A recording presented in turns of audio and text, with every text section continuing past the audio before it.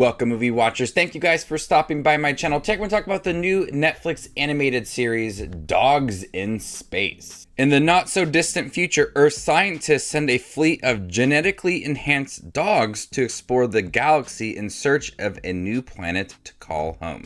So this is a 10-episode animated series about dogs that can talk. It kind of feels like Star Trek. They are trying to find a new planet.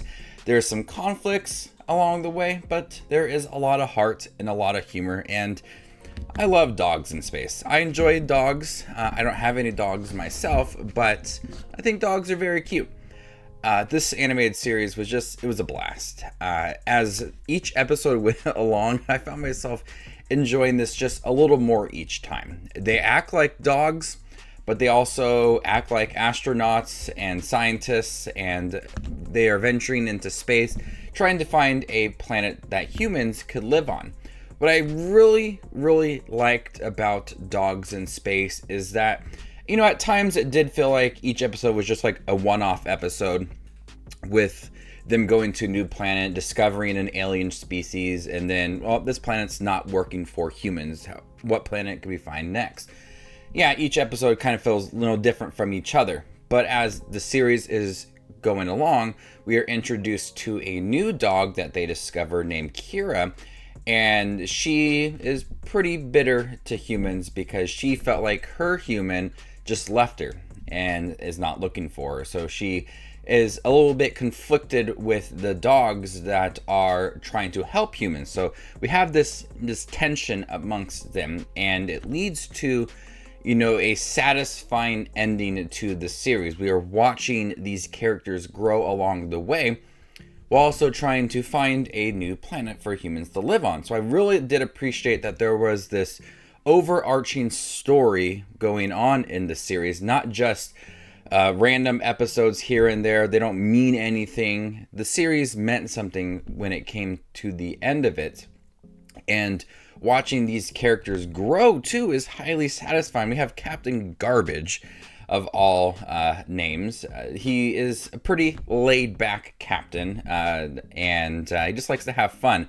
He has to be talked to by higher ups, and he has to train quite often and approve his worth, but we watch him grow as a character and trying to convince Kira that humans are the best, and we have to help them, and they helped us, and they're out there looking for us. So it does create that conflict throughout, which is really entertaining to watch, in that different sides of do we help humans or we do not help humans. But we're also dogs, so we're kind of limited on what we can do. So Captain Garbage kind of was like the highlight of the series, followed by Kira and her story, but each dog in here had a really interesting story to tell while they were in space looking for a new planet. Now, the humor in here, it's really funny. It's a kid's series at its core, but it's not a series that kind of goes into the territory of poop and fart and, really raunchy jokes like that. It's kind of tame. But these dogs, it's fun to watch them act like dogs whenever they are in space or trying to find a new planet.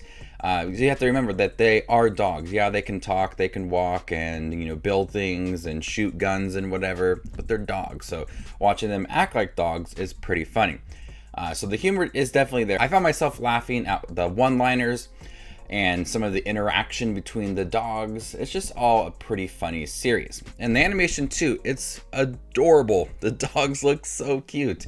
And all of the alien species and space in general, it's an adorable series to look at, filled with a lot of great jokes and a surprising story that is building throughout this series. So Dogs in Space, animated series that I didn't really know what to expect from the first couple episodes, because it just kind of felt like, this might be a series where each episode is just different, and that's really what it is, and no story. But we did get a story that was developing throughout, and I thought it was a really interesting story. Kind of feels like Star Trek at times. You have all these different dogs with different abilities, different conflicts that are going on. They're exploring different planets. It did feel like Star Trek, but with dogs.